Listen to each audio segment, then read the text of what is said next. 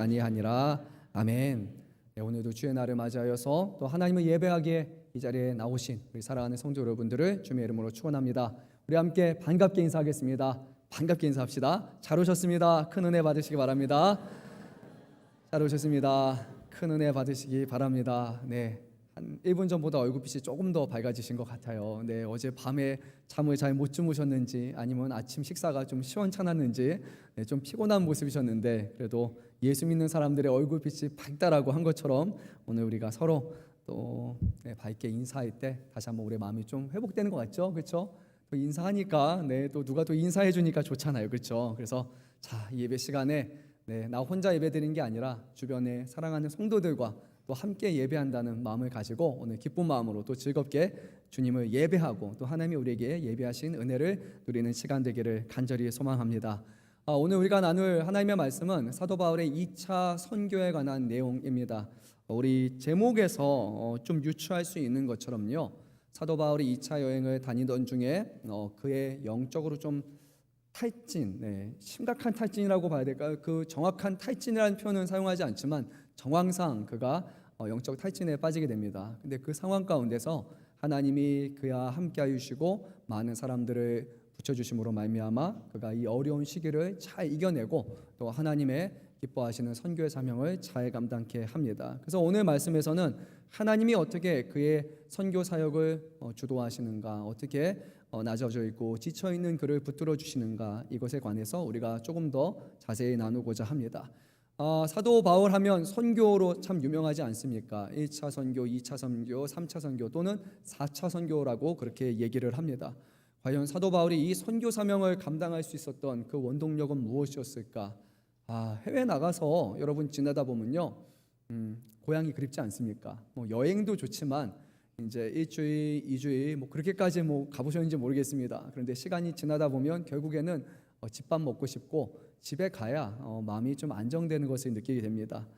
그런데 사도 바울 같은 경우를 보게 되면 거기에 자기를 미워하는 사람, 자기에 대해서 비난하는 사람, 자기를 박해하는 사람, 자기를 돌로 쳐서 거의 죽을 뻔하게 되죠. 그렇게 죽이려고 하는 사람, 그 수많은 반대와 그 저항에도 불구하고 어떻게 사도 바울이 이 복음을 감당할 수 있었는가, 어떻게 복음을 전할 수 있었는가, 이것을 생각해 보면 실로 놀라운 일이 아닐 수 없습니다.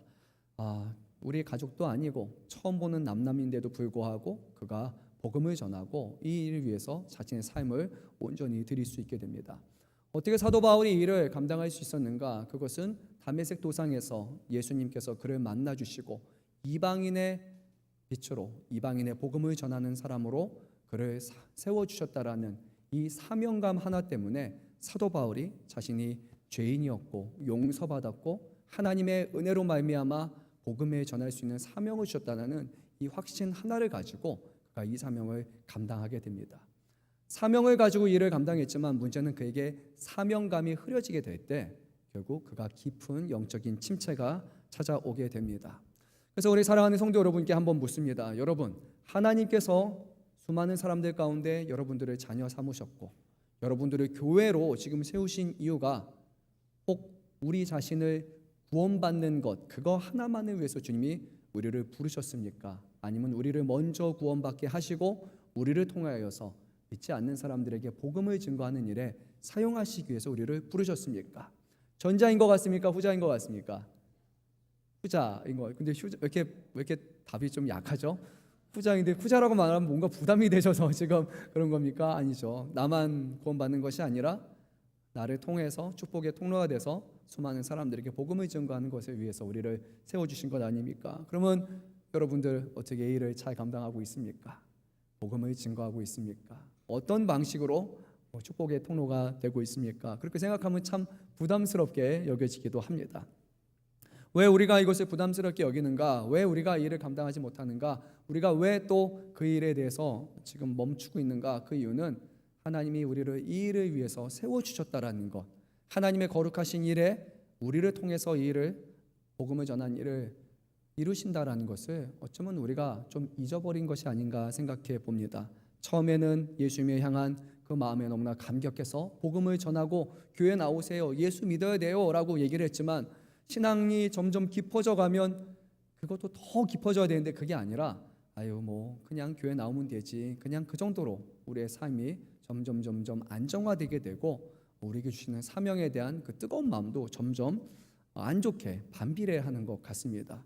그래서 우리가 사도 바울을 통해서 주시는 이 선교에 대한 말씀을 볼 때 사도 바울이 고생했구나, 사도 바울이 뭘 했구나라는 것으로 볼 것이 아니라 우리의 마음속에도 하나님이 주시는 그런 복음을 향한 열정을 회복시켜 달라고, 정말 우리가 비록 선교지에 가서 복음을 전하지는 못하지만, 우리가 땅 끝까지 가지는 못하지만 우리의 마음 가운데 땅 끝에 있는 영혼들 향한 사랑하는 마음과 그들에게 복음을 증거하고자 하는 그런 마음으로 우리의 심령을 다시 한번 회복시켜 달라는 그런 마음을 우리가 갖고 그것을 놓고 기도해야 되지 않을까요? 오늘 사도 바울이 통해서 주시는 이 선교의 모습을 통해서 선교를 향한, 영혼을 향한 우리의 마음이 다시 한번 회복될 수 있기를 간절히 소망합니다.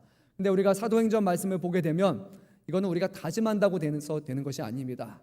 이 선교의 사명은 오직 성령이 그곳에 임하실 때 그들의 마음이 변화되어서 성령 충만하게 되어서 복음을 감당할 수 있었던 것처럼, 여러분 너무 걱정하지 마십시오. 혹시라도 갑자기 마음에 큰 감동이 와서 내가 선교사로 나가겠습니다, 그런 걱정을 할까 봐 하지 마시고, 우리가 구해야 될 것은 하나님 성령을 우리에게 주시옵소서, 성령의 충만함으로 더하여 주시옵소서. 그러면 우리는 하나님께서 인도하시는 대로 기쁘게 감사함으로 이를 감당할 수 있는 것입니다. 다시 한번 우리 이 말씀을 생각하면서 선교에 대한 생각을 우리가 더 하는 시간이 되기를 바랍니다. 바나바와 함께 사도 바울은 1차 선교행을 잘 끝마치고 왔어요. 그리고 나서 이제 해결해야 될 한 가지 문제는 지난 시간에 나눴던 것처럼 이방인의 구원과 관련해서 이제 유대인들이 트집을 잡았던 것이 있었습니다. 두 가지가 있었습니다. 뭐였죠? 할례와 율법, 율례와 율법과 할례였습니다. 이것이 구원에 있어서 필수적이다라고 유대인들이 주장했고, 결국 예루살렘에서 사도들과 그리고 장로들을 통해서 내린 결론은 그렇지 않다. 그 무거운 멍에를 그들에게 줄 필요는 없다.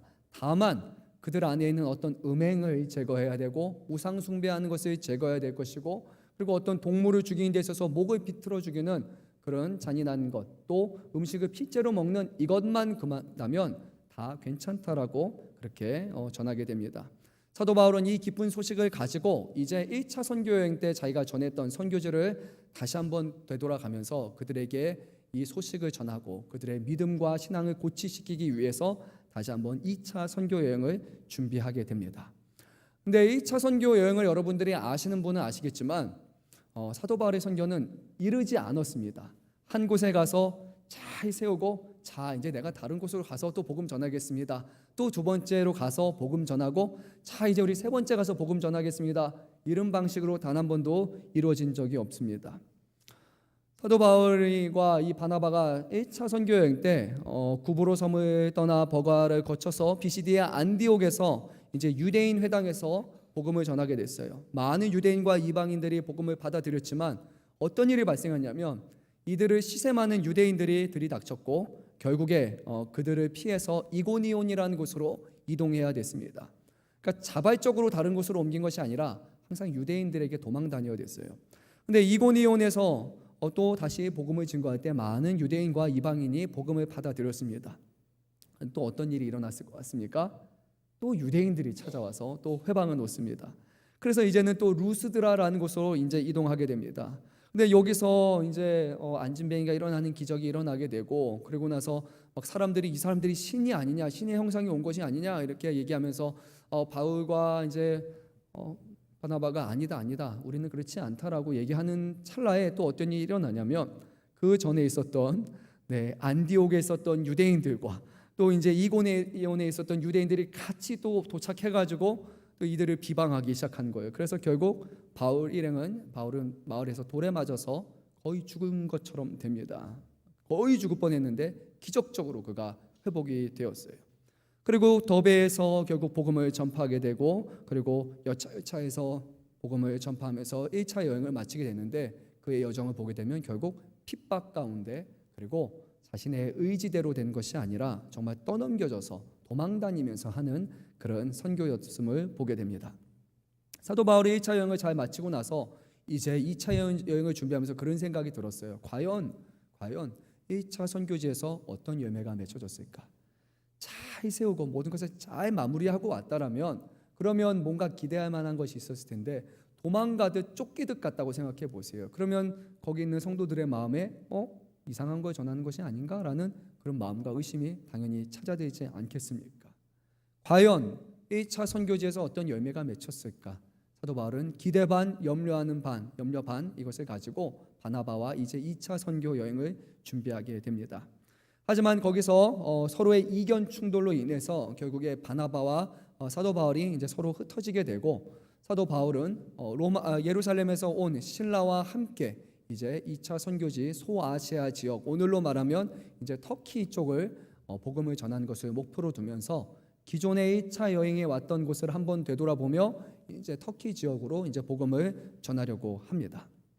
그런데 그 와중에 이제 갈라디아 지방에 있는 더베와 루스드라 지역을 방문을 합니다. 루스드라는 얼마 전에 그가 죽을 뻔해서 도망쳤던 그곳인데 거기서 놀랍게 하나님의 열매를 맺으신 것을 보게 돼요. 바로 사도 바울의 영적 아들이라고 불리는 이 디모데가 그 약 3년이라는 시간 동안 그가 예수를 온전히 영접하고 그의 믿음이 온전히 세워져서 이 주변에 있는 사람들로부터 칭찬이 자자한 그런 사람으로 세워진 것을 보게 됩니다. 사도 바울이 많은 것을 한 건 아니었지만 그 복음이 씨앗이 거기서 뿌려졌을 때 하나님께서는 물을 뿌려주시고 그 씨앗이 자라나게 하셔서 결국에 3년 후에는 사도 바울의 동역자로서 2차 선교 여행에 동참하는 자가 되게 됩니다.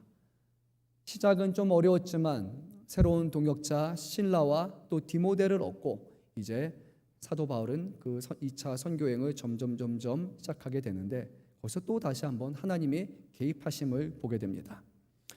앞서 말씀드린 것처럼 사도 바울은 소아시아 지역, 이 튀르키예 지역을 선교하려고 계획을 했습니다. 그런데 하나님의 영, 예수님의 영이 재차 그 길을 막았고 결국 소아시 지역에 발을 들이지 못한 채 항구 도시라고 할 수 있는 끝부분에 있는 드로아라는 곳에 도착하게 됩니다. 거기서 한밤중에 그가 환상을 보는데 그 드로아 지역의 건너편에 있는 바다 건너편에 있는 그 마게도냐 또는 유럽이라 하는 곳에 사람들이 이리 와서 우리를 구원하라는 그런 환상을 그가 보게 됩니다.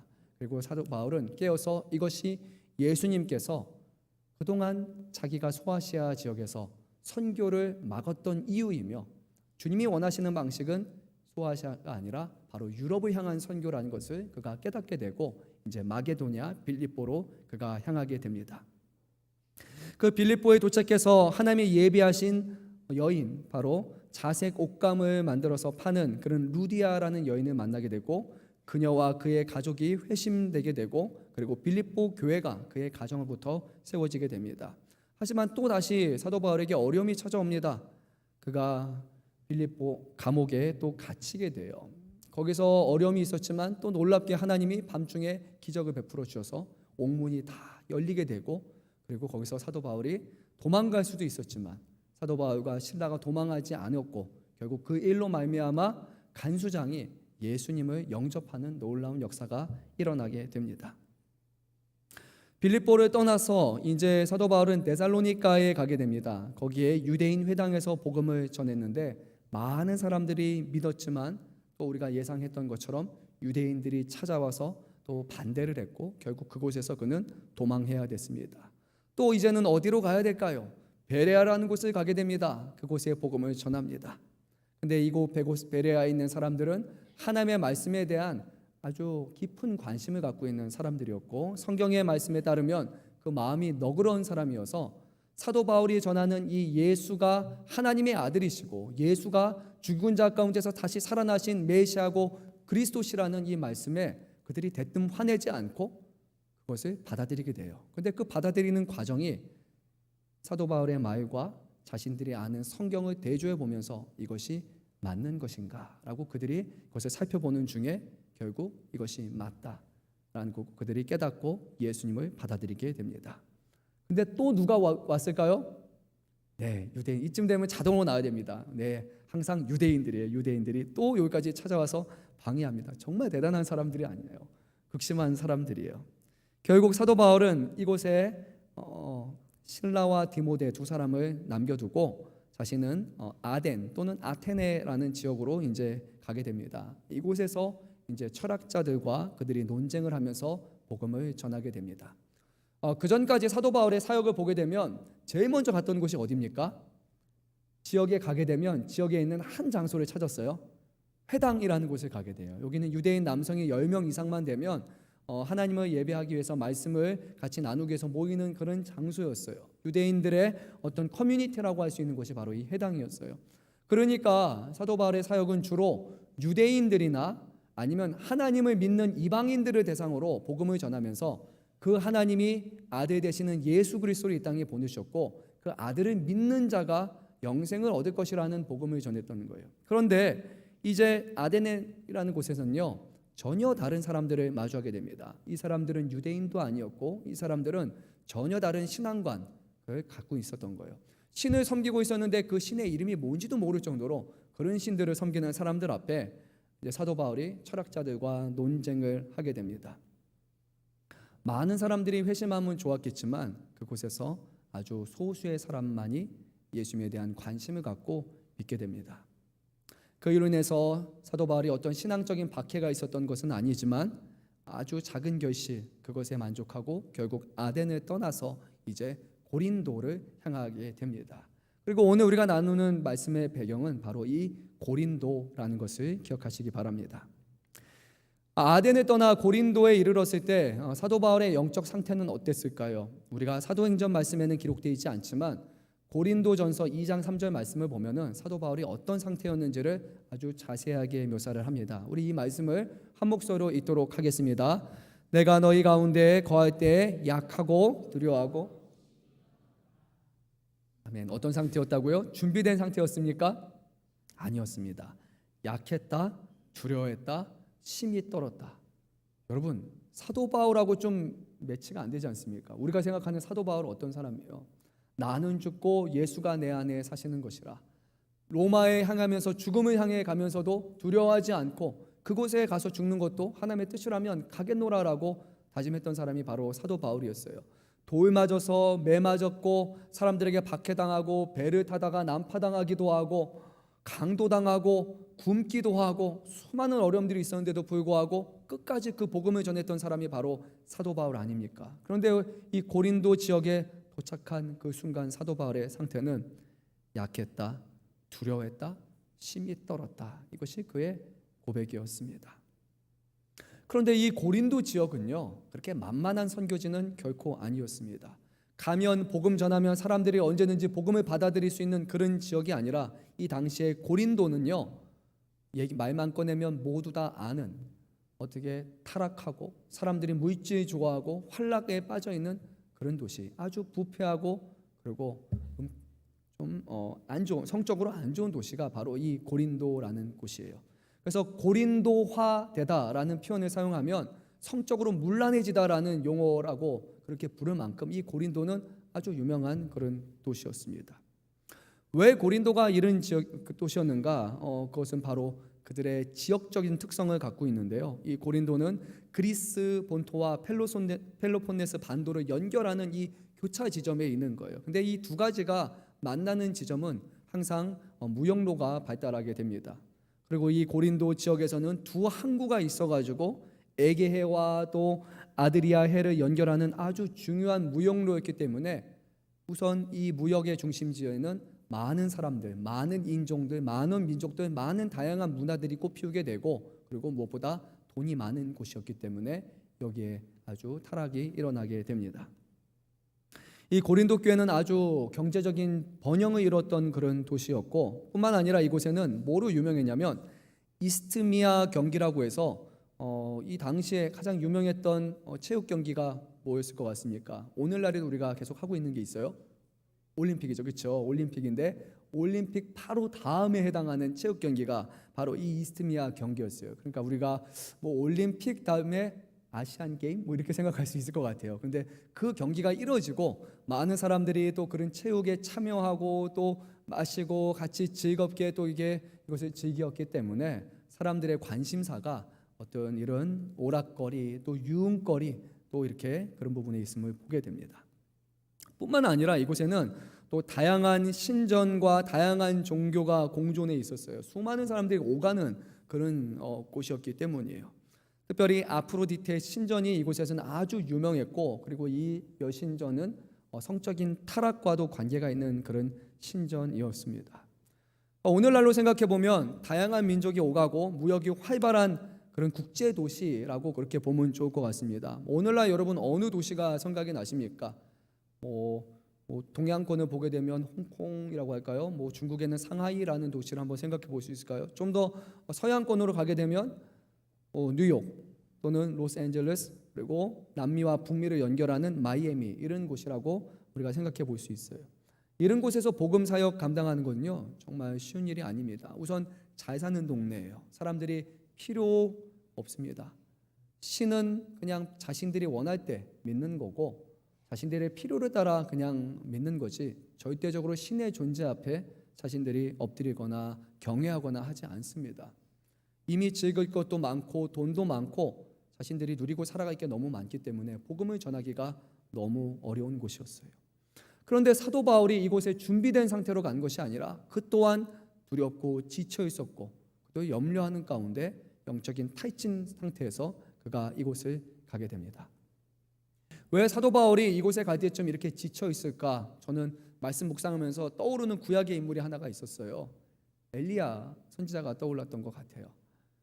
무너진 제단을 세우고 거기서 바알의 선지자들을 거기서 심판하는 일이 벌어졌고, 그리고 나서 이 엘리야는 이제 모든 것이 다 끝났고 이스라엘 백성이 하나님만 경외하게 될 것이고, 그리고 아합 왕의 마음이 변화되어서 그가 회개하고 여호와 이름을 높일 것이라고 생각했지만 웬걸 그의 아내가 말하기를 다시 한번 눈에 보이면 죽여버리겠다라고 얘기하게 되고, 엘리야는 결국 거기서 깊은 탈진이 오게 되고 그가 도망가게 됩니다. 광야로 돌아가서 주님, 나를 내 조상과 같이 그냥 죽게 내버려 두십시오라고 할 만큼 한순간에 이 엘리야가 무너져 버렸던 거예요. 사람들이 자기의 편에 서지 않고 눈앞에서 불이 떨어지는 놀라운 광경을 봤음에도 불구하고 이 유대인들의 마음이 얼마나 강팍한지, 그 하나님 앞에 제대로 서지 않는 것을 볼 때 그때 이 엘리야의 마음이 완전히 무너져 버렸던 거예요. 사도 바울 또한 지금 이방을 돌아다니면서 복음을 전하고 복음을 전했는데 이방인들은 받아들였는데 누가 받아들이지 않는 거예요. 유대인들이 받아들이지 않고 오히려 그에 앞서서 회방하는 사람들이 자신과 같은 유대인이라는 것을 보게 될 때 그가 깊은 회의감을 갖게 된 것입니다. 또 새로운 지역에 가게 되면 당연히 유대인들이 와서 괴롭힐 것이라는 그런 생각을 갖고 있다면 누가 선교지로 가는, 아니 그의 발걸음이 어찌 가벼울 수 있겠습니까? 그런데 오늘 그래도 희망적으로 우리가 말씀을 끝나자면 오늘 우리의 말씀을 나누다 보면 결국에는 하나님께서 이 지쳐있는 그를 회복해 주심을 우리가 보게 됩니다. 오늘 말씀의 주제는 이 고린도 교회의 선교 사역이지만 또 부제는 바로 바울의 영적 탈진과 그의 회복에 관한 말씀이라고 우리가 볼 수 있습니다. 사도 바울이 어떻게 이 고린도 지역에서 이렇게 지친 상태로 사역을 감당할 수 있었을까? 주님은 어떠한 방식으로 또 무엇을 사용하셔서 사도 바울을 회복시켜 주시고 그의 사역을 이어나갈 수 있도록 도와주셨을까? 우리가 말씀을 통해서 한번 나눠보기 원합니다. 또 이 말씀이 우리에게 중요한 이유는요, 어쩌면 이 자리에 계신 여러분 중에 한 분, 두 분이라 할지라도 지금 영적으로 좀 지쳐 있거나 하나님의 사역을 감당함에 있어서 이제 하지 않고 신앙생활 자체도 좀 무미건조해진 신앙, 그냥 주일에 교회 나와서 예배하는 것, 이것이 그냥 충분한 것처럼 여겨지는, 예전에 한 번에는 뜨거웠던 마음도 있고 주님의 위해서 내가 열심히 섬겨보리라, 주님이 기뻐하신 대로 살아보리라 라고 했던 그런 시간들이 이제는 점점 사라지고 그냥 그런 몸이 건조해진 미지근한 그런 마음으로 또 주님의 일을 감당하는 성도 여러분들이 있다면 오늘 이 사도 바울을 통해서 다시 한번 우리의 마음과 신앙을 점검해보고 지금 상태가 아니라 하나님 앞에 쓰임받고 하나님이 인도하시고 사용하시는 그런 영적으로 충만해지는 모습으로 우리가 변화될 수 있기를 간절히 소망합니다. 사도 바울이 고린도에 도착했을 때 사도 바울은 혼자였습니다. 실라와 디모데가 어디에 있다고 말씀드렸습니까? 베레아 지역에 있었습니다.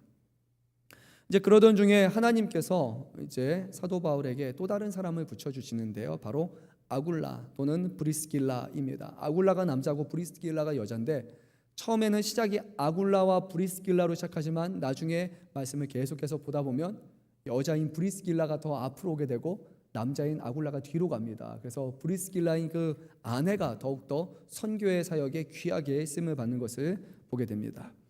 이 남편인 아굴라는 본도에서 출생한 유대인인데 그가 원래 아내와 함께 로마에 거주하던 중에 이 로마 제국의 네 번째 황제인 글라디오가 이제 모든 유대인들 다 로마에서 떠나십시오, 이렇게 추방령을 내리게 됩니다. 그래서 이 두 사람도 어쩔 수 없이 이제 그곳에서 추방되어서 찾고 찾은 지역이 바로 이 고린도 지역입니다. 그런데 공교롭게도 이 사도 바울과 이들은 같은 유대인이었고 또 사도 바울의 생업과 이들의 생업이 같았어요. 사도 바울의 생업이 무엇입니까? 네, 천막을 만드는 일이었습니다. 그렇죠? 그런데 이들도 공교롭게 동일한 직종에 있는 거예요. 그래서 사도 바울이 그들의 집에 함께 유숙하기로 그들에게 부탁했고 그렇게 같이 거하게 됩니다. 사도 바울은 생업에 힘쓰면서 일주일에 한 번씩 안식일이 되면 유대인과 또 이방인 중에 하나님을 경외하는 사람들이 모이는 회당을 찾아서 그곳에서 유대인과 헬라인을 대해서 말씀을 강론하고 또 그들을 권면하는 일을 힘쓰게 됩니다.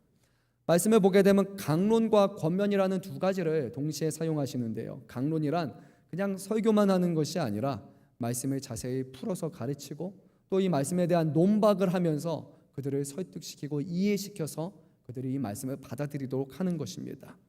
그리고 권면이라는 것은 이 방식을 통해서 그들을 설득시켜서 예수님을 믿도록 하는 것, 그것입니다.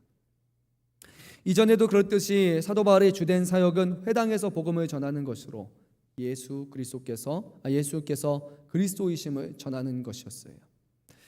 일행과 떨어져 있었지만 신라와 디모데와 떨어져 있었지만 하나님께서는 예비하신 두 사람, 자신의 동족을 통해서 생업이 받은 사람들을 통해서 그의 필요를 채우셨고 그가 사역을 계속해서 감당할 수 있도록 하셨습니다. 하지만 그런데 그러던 중에 이제 기쁜 소식이 찾아오게 되는데 디모데와 실라가 마게도냐로부터 이제 내려오게 됩니다. 원래 사도 바울이 아덴에 가면서 자신을 아덴으로 이렇게 도와줬던, 인도해줬던 그 사람에게 빨리 실라와 디모데를 보내주세요라고 얘기했었는데 생각보다 그들이 빨리 오지 못했어요. 원래는 아덴에서 만나야 되는데 아덴에서 끝마치고 고린도에 도착한 후에야 그들이 이제 베레아의 지역에서 오게 됩니다. 왜 이렇게 늦었을까? 보게 되면 거기에는 아주 중요한 의미가 하나가 담겨 있습니다. 실라와 디모데를 남겨놓은 이유는 이 베레아 지역에 남아서 그곳의 형제들을 믿음으로 세우는 일을 맡기고 온 거였어요. 그런데 그들이 이제 사도 바울에게 찾아올 때 빈손으로 온 것이 아니라 놀랍게도 빌립보 교회를 통해서 받은 연보를 가지고 와가지고 사도 바울에게 전달해 주게 됩니다. 빌립보서 4장 15절 말씀을 제가 읽도록 하겠습니다. 빌립보 사람들아 너희도 알거니와 복음의 시초에 내가 마게도냐를 떠날 때 주고받은 내 일에 참여한 교회가 너희 외에는 아무도 없었느니라. 아멘. 이 빌립보 교회는 얼마 전에 그가 복음을 전하고 지금 이렇게 내려왔던 교회인데 사도 바울이 하는 그 일에 그들이 함께 동참하기를 원했고 거기에 물질적으로 같이 후원을 하여서 이제 동참을 하게 된 거예요. 그러니까 사도 바울에게는 이것이 아주 큰 위로가 되었던 겁니다. 단순히 누가 돈을 줘서가 아니라 이들이 교회로 세워진 것 자체가 끝이 아니라 이제는 그 복음에 동참하는 교회로 그리고 사도 바울을 통해서 선교하는 일에 동참하는 교회로 그렇게 성숙한 교회로 그 짧은 시간에 성장하게 되었기 때문에 사도 바울이 이것을 받아들이는 순간 아주 그가 깊이 다시 한번 마음이 회복되는 것을 보게 돼요. 사도 바울에게 있어서 이것보다 힘이 되는 소식은 없었을 겁니다. 복음이 전해졌고 그들이 바로 세워졌다는 것이에요. 또 두 번째로 이 금전적인 지원, 후원은 사도 바울에게 아주 중요한 의미가 있었는데 그 전까지 사도 바울이 생업을 감당하게 됩니다. 그래서 말씀에서는 이렇게 기록해요. 일주일에 한 번 안식일에 그가 회당에 올라가서 복음을 증거한 일을 맡았다는 거예요. 그러면 나머지 6일 동안에 대한 기록이 없습니다. 그 이유는 한 가지예요. 바로 6일 동안 사도 바울은 생업에 힘써야 됐기 때문이에요. 아무런 거처도 없고 돈을 지원해주고 후원해줄 사람이 없었기 때문에 6일 동안 사도 바울은 너무나 바빴습니다. 텐트를 만들고 그거를 파는 일에 생업을 다 해야 되는 거예요. 선교를 위해서 왔지만 실제로 그가 복음을 전했던 시간은 안식일 하루밖에 그가 복음을 전할 수 없었습니다.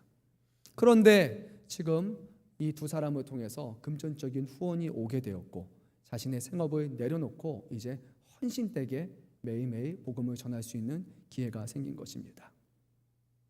우리가 오후 예배 시간에 고린도전서 그리고 이어서 고린도후서 말씀을 나누고 있는데요. 고린도후서 11장 9절 말씀에 따르면 사도 바울은 고린도 교회에 와서 자신이 복음을 전하면서 언제든지 재정적인 요청을 할 수 있다라고, 이것은 자신에게 주는 권리라고 얘기를 합니다. 실제로 베드로를 비롯한 다른 사도들은 다른 교회에서 복음을 전하고 그의 생계가 그들이 책임지는 일이 당연하게 일어났던 거예요. 뿐만 아니라 예루살렘으로부터 왔다라고 주장하는 사람들조차도 자신들이 복음을 전하면서 그에 대한 금전적인 것을 요구할 만큼 이것은 너무나 당연시 여겨지는 것이었어요. 근데 사도 바울은 나는 너희에게 경제적인 부담을 주어주기 싫어서, 또는 내가 너에게 어떤 경제적인 후원을 받으면 이 복음이 가리워질 수도 있기 때문에 내가 이것을 받지 않는다라고 얘기를 합니다. 하지만 고린도후서 말씀에서 그때 자기도 궁핍하고 어려웠고 재정적으로 많이 힘든 가운데 있었고 마게도냐의 형제들을 통해서 주시는 연보로 인해서 그 일을 맡아서 감당할 수 있었다라고 감사를 표하게 됩니다. 즉 사도 바울은 생업에 힘쓰다가 안식일에 일을 멈추고 회당에서 복음을 전했는데 이제는 실라와 디모데 편에 주어진 연보로 인해서 일주일 내에 복음을 전할 수 있는 그런 상황이 그에게 주어지게 된 것입니다. 그래서 이 두 가지 일로 인해서 그의 영적으로 지쳐있는 사도 바울에게 아주 큰 변화가 찾아오게 됩니다. 우리 한번 5절 말씀 한 목소리로 읽도록 하겠습니다.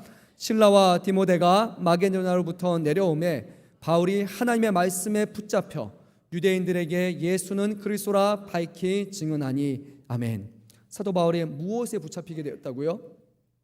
하나님의 말씀에 붙잡혀입니다. 근데 이제 헬라어 역본하고 영어 역본을 보게 되면 그냥 붙잡히다는 표현이 완전히 사로잡히다라는 그런 의미를 갖고 있어요. 그러니까 그의 사역이 이제는 하나님의 말씀을 붙들고 말씀을 증거하는 그 사역으로 완전히 이제 거기에 올인하게 된 거죠. 뿐만 아니라 이제 그동안 영적으로 지쳐서 자신들이 하지 못했던 일, 유대인들을 향해서 예수 그리스도를 그가 비로소 담대히 전하게 됩니다.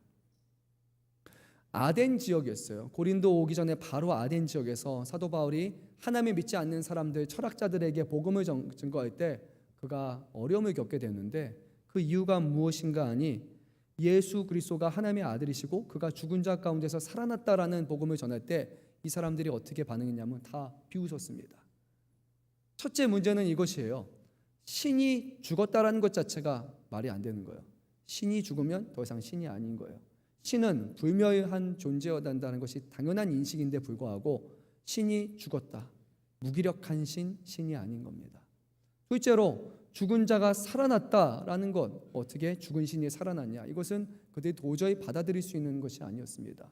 사도 바울은 열심히 전하고 열심히 강론했지만 하나님을 전하며 예수 그리스도를 전할 때 사람들은 오히려 그것을 비웃었고 받아들이지 않았고 아주 작은 열매만 맺혀지게 된 거예요.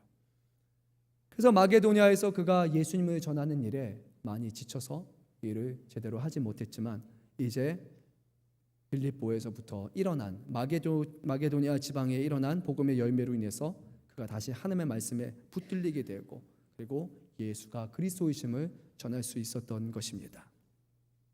그리고 그가 복음을 전할 때 또 어떤 일이 일어납니까? 유대인들이 다시 그를 핍박하기 시작했습니다. 근데 사도 바울이 대단한 것이 하나가 있습니다. 누가 여러분을 와서 핍박한다고 생각해 보세요. 그럼 여러분의 반응은 어떻겠습니까? 한마디 하겠죠. 그렇지 않습니까? 좀 그만 좀 쫓아오라고, 그만 좀 놔두라고, 내가 이렇게 가고 당신은 당신께 가고 그냥 우리 모른 척 합시다. 좋은 말로 하면 그 정도고 자꾸 그러면 짜증도 나고 화도 날 수 있습니다. 근데 사도 바울은요 한 번도 실랑이를 벌이지 않습니다. 그냥 그들이 그런가 보구나 하고 그들의 행동에 대해서 경고하고 조심하라고, 그렇게 하면 위험하다고 말하고 그는 자리를 옮기게 됩니다. 그가 경고한 내용도 다른 것이 아니에요. 너희가 예수가 그리스도이심을 믿지 않으면 그것을 믿지 않는 책임이 너희에게 돌아가기 때문에 너에게 화가 있을 것이다 라고 경고하는 것, 그 위에 사도 바울은 그들에게 다른 실랑이를 벌이지 않습니다. 오늘 말씀을 보니까 사도 바울이 자신의 옷을 털면서 너희 피가 너희 머리로 돌아갈 것이요 나는 깨끗하리라, 이후에는 이방인에게로 가리라 라고 말하면서 이제 너와 나는 상관이 없는 사람이고 너가 잘못한 것이 너에게 임할 것이라고 그들에게 다시 한번 경고한 후에 이제 자신은 이방인에게 복음 사역을 전하는 것에 전적으로 이제 일을 감당하겠나라고 말을 합니다. 하지만 우리가 이 말씀을 오해해서는 안 됩니다. 사도 바울이 유대인들을 향한 복음을 포기한 것이 결코 아닙니다. 왜냐하면 로마서의 말씀을 보게 되면 유대인들을 항상 첫째로 두었고 그 다음에 유대인 다음에 헬라라고 그는 늘 얘기를 합니다. 비록 유대인들이 복음을 받아들이지 않았지만 그들을 통해서 이방인의 복음이 전파되게 되었고 그리고 이방인들이 구원받고 변화되는 것을 보고서 유대인들 마음속에 그들을 향한 질투가 만약에 생긴다면 그것을 통해서라도 유대인들이 다시 한번 회심하고 하나님 앞에 돌아갈 수 있기 때문에 하나님은 그런 것조차도 이방인의 구원을 통해서 유대인의 구원을 이루어 주실 것이다 라고 그는 소망을 하게 됩니다. 다만 바울은 이 고린도 지역에서 자신을 받아들이지 않는 이 유대인들이 아니라 이제 그의 사역을 이방인 중심의 사역으로 펼치게 됩니다. 즉 사도 바울은 유대인들이 그를 비방하고 대적하고 복음을 받아들이지 않은 것으로 인해서 낙심하고 실족할 수 있었지만 끝끝내 포기하지 않았고 오히려 그는 대상을 달리해서 복음을 전하게 돼요. 그래서 우리가 복음을 전하는 중에 반대에 부딪힐 수 있습니까? 없습니까? 있어요. 그렇죠. 바울의 경우를 생각해 보면요. 유대인이라고 생각해 보면 동족, 가까운 사람이라고 생각해 보면 모르는 사람들한테 복음을 전하는 것보다 아마 여러분들의 가족, 여러분의 남편, 아내, 부모님, 자녀들에게 가까운 형제 자매들에게 복음을 전하는 게 더 어려울 수도 있어요. 그들이 더 극구 반대할 수도 있어요. 왜 예수 믿냐고, 그래서 왜 자꾸 그렇게 살아가냐고, 아유 나는 그런 거 싫다 그러면서 너도 믿지 말고 너도 시간 낭비하지 말고 그렇게 얘기하면서 우리들에게 반대할 수 있습니다. 어쩌면 우리가 그런 얘기를 들을 때 낙심할 수도 있어요. 하지만 오늘 사도 바울은 그것이 낙심되지 않았고 오히려 복음을 다시 한번 그는 끝까지 전했던 것처럼 우리 사랑하는 성도 여러분들도 어쩌면 복음을 전하는 그 일에 그들이 바로 받아들여서 기쁨이 되면 좋겠지만 계속해서 아니다 하는 것을 통해서 마음이 낙심이 될 때 하나님이 아닌가 보구나, 나는 복음을 전하는 것에 어떤 재능이 없구나, 나는 이거 하지 말라고 하나님이 이렇게 주시는 거구나 라고 그렇게 단정 지을 것이 아니라 복음의 대상을 바꿔서 하나님 어떤 사람들을 먼저 복음을 전해야 되겠습니까? 어떻게 돌고 돌아서 내 가족에게 복음이 증거될 수 있겠습니까? 사도 바울 같은 그런 방향성과 그런 마음을 우리가 가지면 좋을 것 같습니다. 사도 바울은 고린도 지역에서 복음을 전하는 일을 끝까지 포기하지 않았고 결국 그 중에 아름다운 열매를 맺게 됩니다. 제일 먼저 디도 유스도라 하는 사람이 이제 복음을 받아들이게 되고 사도 바울이 그의 집에 들어가게 됩니다. 근데 원래 머무던 집이 다른 집이 있었어요. 근데 그가 장소를 옮긴 이유가 한 가지 있습니다. 이 디도 유스도의 집은요 회당 바로 옆에 있었습니다. 그러니까 유대인들에게 이제 더 이상 회당에서 복음을 전할 수 없게 되니까 그 옆에 있는 그 집을 그가 전략적으로 택해가지고 거기서 예배를 드리게 돼요. 그러니까 이 회당에 오가는 사람들을 자주 만나면서 그곳에서 복음을 전할 수 있는 기회를 이제 그가 갖게 된 것입니다. 그리고 나서 어떤 일이 일어났냐면 그곳에 회당장 중에 한 명인 그리스보라는 사람과 그의 가족이 결국 예수를 믿게 되고 구원을 받게 됩니다. 그리고 그가 이방인 중심으로 사역을 펼친 결과 수많은 고린도 사람들이 복음을 듣고 믿어서 세례를 받게 됩니다. 고린도전서 1장 14절 말씀을 보게 되면요, 이 회당장 구원받은 그리스보라는 사람 이름 옆에 또 다른 이름이 하나가 등장하는데 바로 가이오라는 사람입니다. 이 가이오가 누구인가 학자들이 많이 그의 이름을 유추했는데 가이오와 그리스보 이 두 사람에게만 세례를 베풀었다라는 것, 두 사람의 이름이 함께 온다는 것을 통해서 바로 이 가이오라는 사람이 오늘 여기에 제일 먼저 사도 바울이 들어간 그 집의 주인인 디도 유스도라고 그렇게 유추를 합니다. 이름이 좀 달라요. 그런데 왜 그렇게 말하느냐? 로마식 이름에 따르면 이름이 세 개가 됩니다. 그러니까 저희 한국 사람들은 그걸 이해할 수 있을 거예요. 희석 이렇게 할 수도 있고, 외국 사람들 보게 되면 first name 그리고 last name이 있고 중간에 미드네임이라는 게 또 하나가 있어요. 보통 할머니 이름, 할아버지 이름, 자기가 좋아하는 사람들의 이름을 거기 따게 되는데 이름이 세 개가 위치합니다. 그래서 이 디도 유스도라는 사람의 가장 첫 번째 이름이 아마도 가이오라고 많은 학자들이 유추를 합니다. 그래서 나중에도 이 고린도 전서에서도 그의 이름이 언급되는 것을 보게 돼요. 앞서 말씀드린 것처럼 고린도에 막 도착했을 무렵 사도 바울은 많이 지쳐있는 그런 상태였습니다. 그러나 주님께서 유대인 출신인 아굴라와 브리스길라를 통해서 먼저 위로하셨고 실라와 디모데를 통해서 그들의 편에 보낸 연보를 통해 다시 한번 격려하셨고 그리고 이곳에 사역의 열매가 맺히게 함으로 바울에게 힘을 더하셨습니다. 하지만 사도 바울이 얻은 가장 큰 위로는 따로 있었는데 바로 그것은 주님으로부터 온 것이었습니다. 사역을 감당하던 중에 어느 날 밤에 사도 바울이 환상을 보게 되는데 환상 중에 주님이 그에게 이렇게 말씀하셨습니다. 두려워하지 말며 침묵하지 말고 말을 하라. 내가 너와 함께 있음에 어떤 사람도 너를 대적하여 해롭게 할 자가 없을 것이니 이는 이 성중에 내 백성이 많음이라. 이 말씀을 그가 듣게 됩니다. 마게도냐에 이르기까지 계속해서 사도 바울의 사역은 쫓기는 사역이라고 말씀드렸어요. 그런데 이 고린도 교회에서 사도 바울이 몇 년 동안 사역을 하는지 여러분 아십니까? 1년 6개월, 1년 반을 하게 됩니다. 나중에 에베소 지역에서 더 많은 사역을 하게 되는데 그 이전에 두 번째로 많은 시간을 보내던 게 바로 이 고린도 지역입니다. 어떻게 쫓기던 자가 1년 6개월이라는 시간 동안 사역을 감당할 수 있었는가? 그 이유가 바로 오늘 주님이 그에게 주시는 약속의 말씀이 있었습니다. 제일 첫 번째로 주님은 이렇게 말씀하셨어요. 직접적인 사명을 언급하셨습니다. 침묵하지 말고 말하라. 복음을 전하는 것, 이것을 위해서 내가 너를 보냈으니까 그 일을 감당하라 라고 했습니다. 소극적으로 말할 것이 아니라 이곳에서 이 일을 전하라라고 하셨습니다. 두 번째로 그 일을 전할 때 위험과 두려움이 있을 수 있는데 주님이 그의 안위를 보장하시면서 이렇게 말씀하셨어요. 두려워하지 말라. 내가 너와 함께 있다. 어떤 사람도 너를 대적하여 해롭게 할 자가 없을 것이다. 내가 너를 지켜줄 테니까 입을 열어서 복음을 전하라 라고 하셨어요. 그리고 끝으로 세 번째로 주님은 한 가지 더 말씀하셨습니다. 이곳에 많은 사역적인 열매가 맺힐 것이다 라고 하셨어요. 이는 이 성중에 내 백성이 많음이라 라고 그렇게 말씀하셨습니다.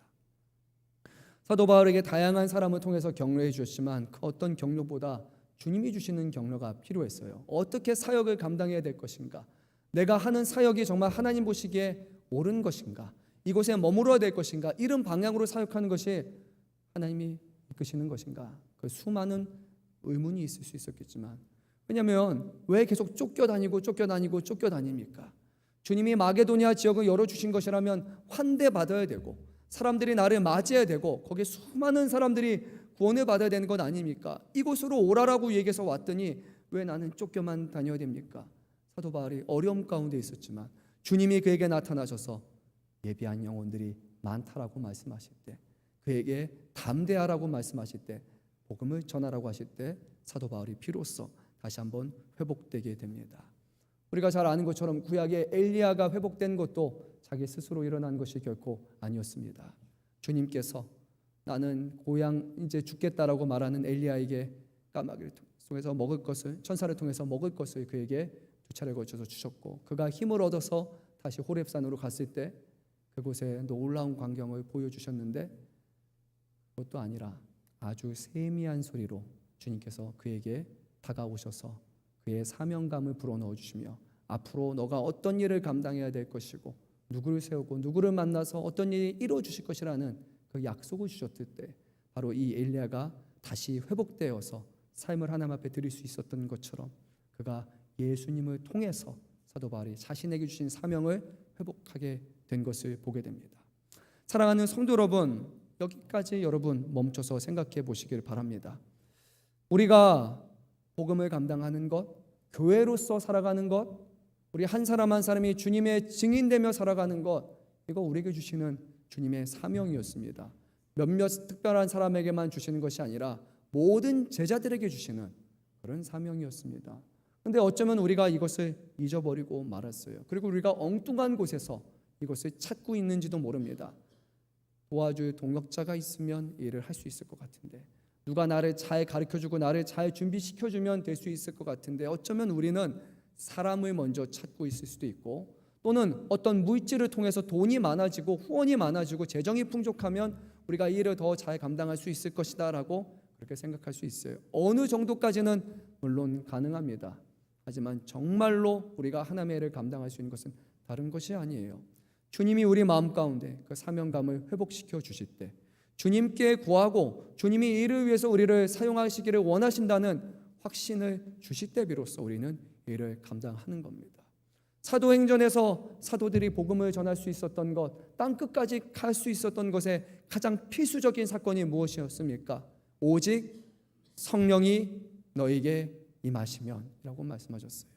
성령이 함께하지 아니하시면, 성령이 그들의 마음과 그들의 심령을 변화시켜 주시지 않으면, 그들의 입술을 열어서 하나님을 찬양하고 복음을 증거한 일에 그들을 변화시켜 주시지 않는다면 이 일은 할 수 없기 때문에 주님은 말씀하셨어요.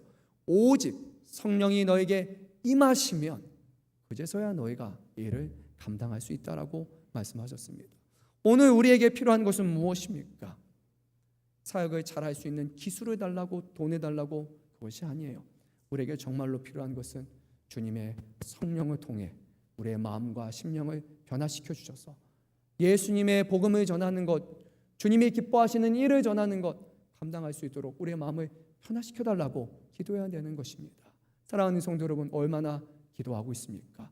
성령이 우리의 마음을 붙들어 주시고 성령의 충만한 삶을 살아가기 위해서 우리는 얼마나 주님 앞에 기도하고 주님께 구하고 있습니까? 아니면 몸이 건조한 신앙으로서 그냥 주일에 오는 예배가 다인 것처럼 그렇게 수동적인 모습으로 주님의 제자로, 아니 제자였던 삶을 기억하며 지금은 그렇지 못한 것을 그냥 현실에 안주하며 살아가고 있지는 않습니까? 오직 성령이 우리에게 임하시면, 주님께서 우리의 마음을 바꿔주시면, 주님께서 우리의 마음을 뜨겁게 하여 주시면, 우리를 통해서 하나님의 영광을 드러내는 것을 우리가 구하며 나아갈 때 이 각 사람을 통하여 교회가 바로 세워지고 이 지역에 하나님을 알지 못한 이들에게 복음이 증거되게 될 것이고, 교회의 교회됨이 다시 한번 회복되게 될 것이고, 죽어있는 자들이 살아나는 놀라운 역사를 우리는 보게 될 것입니다.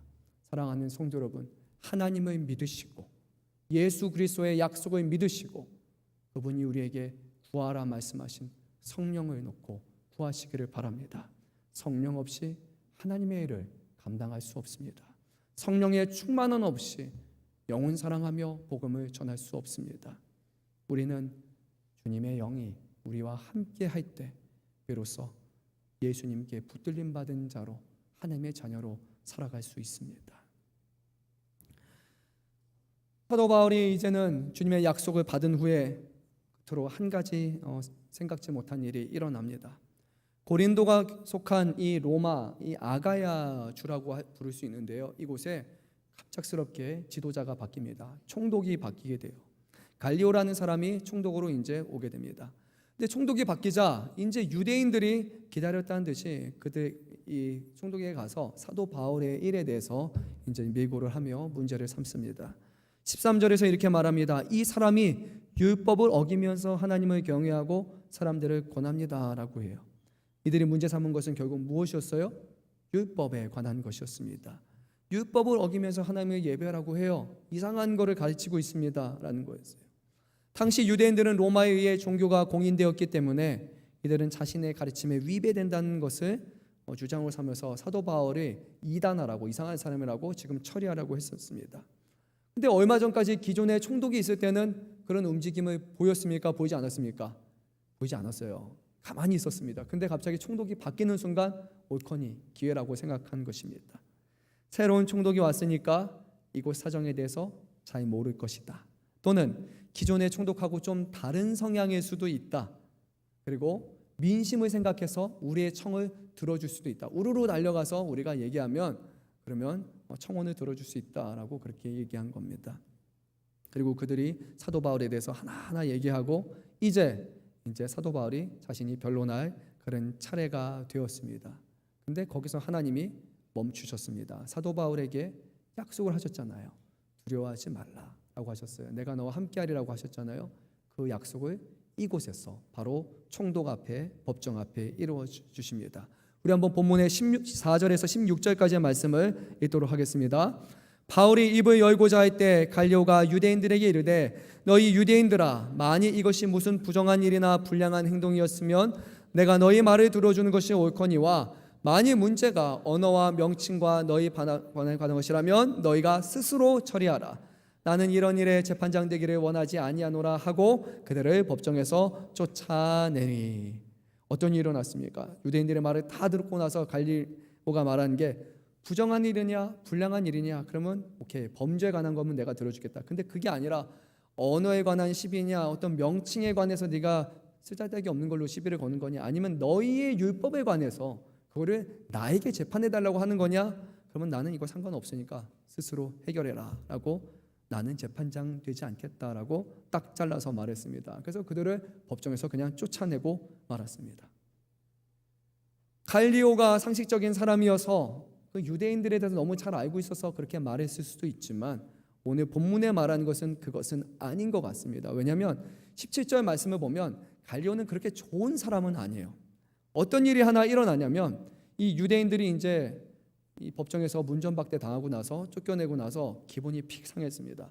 그리고 회당장을 찾아갔어요. 회당장이 소스데나라는 회당장을 찾아가서 그를 끌고 와서 법정 앞에서 매로 치기 시작을 합니다. 아마 유대인들이 치는 매를 생각해보면 마흔에서 하나 가만 39번 정도의 매를 치면서 거의 죽을 때까지 아마 쳤을 거예요. 자신들의 분풀이를 그 앞에서 합니다. 근데 그때 갈리오는 아무 행동을 하지 않습니다. 나와서 중재하지 않아요. 갈리오는 그냥 자신의 일이 아니라고 율법에 관련돼서 하는 것은 그냥 상관조차 하지 않는 사람입니다. 특별히 사도 바울이 생각해서 한 것이 아니라 그 사람 자체가 원래 별로 상관하지 않는 사람이었습니다. 그럼에도 불구하고 사도 바울이 책 잡히지 않았던 이유, 그가 변론하지 않아도 되었던 이유는 바로 9절 10절에서 말씀하신 것처럼 어떤 사람도 너를 대적하여 해롭게 할 자가 없을 것이니 라는 그 주님의 말씀을 그곳에서 이루어 주신 것입니다. 어떤 분들은 궁금해할 수 있어요. 왜 회당장 소스데네를 때렸을까? 아마도 이 회당장 소스데네가 유대인들을 부추겼을 것이라고 그렇게 생각이 들어요. 자기 옆에, 회당 옆에 이제 교회가 생겼기 때문에 얼마나 불편하겠습니까? 그러니까 새로운 총독이 오면 사도 바울을 넘기면서 이 교회를 아예 무너뜨리려고 했던 게 이 회당장의 마음이었을 겁니다. 그런데 이제 총독이 받아들이지 않게 되니까 결국 유대인들의 체면이 상하게 됐고 결국 총독의 눈밖에 나게 된 거예요. 그래서 그 모든 원인을 회당장 당신이 오판했기 때문에 당신이 책임져야 됩니다라고 그렇게 그에게 책임을 전가한 것으로 보입니다. 주님께서는 사도 바울이 처할 어려움을 알았고 무려 1년 6개월이라는 시간을 함께 하신 뿐만 아니라 새로운 총독이 왔을 때 겪게 될 어려운 상황 속에서도 끝까지 바울을 지켜주셨습니다. 근데 이 회당장 소스데네 이름이요, 여러분 익숙한 이름입니까? 아니면 생소한 이름입니까? 생소한데 어디서 들어봤다라고 하는 분들도 있을 거예요. 어디서 이 이름이 들어봤을까요? 고린도전서 시작에 이렇게 그의 이름이 다시 한번 언급됩니다. 잘 들으세요. 하나님의 뜻을 따라 그리스도 예수의 사도로 부르심 받은 바울과 형제 소스데네는 라고 성경은 분명히 말씀하고 있습니다. 그 유대인의 회당장이었고 매 맞았던 이 소스데네가 어떻게 변합니까? 형제 소스데네로 바뀌게 됩니다. 그가 예수 그리스도를 영접하고 이제 구원을 받게 됩니다. 그는 그리스도인이 되었을 뿐만이 아니라 바울과 함께 고린도 교회에 향해서 보내는 그 서신서의 공동 저자가 되겠죠. 누군가는 동명이인이라고 그렇게 생각할 수 있지만 그의 이름이 회당장 정도가 아니라 회당장 소스데네라고 아주 구체적으로 명시된 것을 볼 때 그렇게 지나가는 인물은 아니었어요. 그리고 고린도전서에서 다시 한번 그의 이름을 구체적으로 언급한 것은 바로 고린도 교회 성도들이 이 일을 너무나 잘 알고 있었고 그리고 그런 일들이 실제로 일어났기 때문입니다. 사도 바울이 1년 6개월 동안 이곳에서 고린도 교회에 열심히 복음을 전했고 그리고 그곳에 주님의 말씀에 순종했더니 자신의 박해했던 사람조차도 결국에 훗날에 주님을 영접하고 또 주님을 위해서 이 고린도 교회에 복음을 전하는 일에 힘쓰는 사람으로 변화된 것을 보게 됩니다. 고난 끝에 순종한 이곳에 열매가 드디어 맺힌 것입니다. 한 사람이 변화되는 것, 한 사람이 구원받는 것, 한 지역에 복음이 전파되는 것, 근데 이것은 그냥 된 것은 아니었습니다. 수많은 고난이 있었고 끈질기게 주의 말씀을 붙들었고 그곳에 복음을 증거했을 때 이런 값진 은혜가, 값진 열매가 맺혀지게 된 거예요. 오늘 이 자리에 나온 여러분 한 사람 한 사람, 이곳에 오게 된 것 그냥 된 것이라고 저는 생각하지 않습니다. 여러분 한 사람이 교회에 나오기 위해서, 여러분 한 사람 가운데 예수 그리스도를 주라 고백하는 그런 믿음이 세워지기 위해서는 수많은 사람들의 헌신과 수많은 사람들의 희생과 수많은 사람들의 눈물과 수많은 사람들의 기도와 수많은 사람들의 고난을 통해서 이 자리에 여러분 한 사람 한 사람이 나오게 된 줄로 믿습니다. 사도 바울을 통해서 그 뒤를 따랐던 수많은 믿음의 사람들을 통해서 우리 대한민국의 신앙의 순조들의 희생과 순교를 통해서 그리고 여러분들의 부모님과 여러분들의 이웃들의 복음을 통해서 여러분들이 이 자리에 나오게 된 것입니다. 나 한 사람이 구원받기 위해서 하나님이 얼마나 많은 열심을 가지고 일하셨는지 우리가 알 것입니다. 그 마음을 가지고 그 마음을 향한 감사함을 다시 한번 회복하시기를 바라며 또한 우리 주변의 이웃에게 복음을 전할 때 힘이 들고 어렵다 할지라도 내가 예수 믿기 위해서 어떤 과정을 겪었는지 그리고 그 오랜 시간을 통해서 맺어진 열매가 얼마나 값지고 그 생명이 구원받은 일이 얼마나 귀한 일인지를 여러분들이 생각하시면서 나는 할 수 없는 사람 그렇게 말하는 것이 아니라 내가 정말로 하나님 앞에 일해놓고 헌신하고 있는지 이 일에 동참하고 있는지 우리의 마음을 우리의 상황을 다시 한번 돌아보시고 오늘 말씀을 통해서 주시는 그 은혜를 다시 한번 깊이 깨달으시고 무엇보다 성령을 구하시고 우리의 삶 가운데 예수님의 복음을 증거하는 일에 귀하게 쓰임받는 우리 각 사람이 될 수 있도록 평생에 이 사명을 붙들고 하나님을 기쁘시게 하는 그런 귀한 성도 여러분들이 되시기를 주님의 이름으로 축원합니다. 제가 대표로 기도하겠습니다.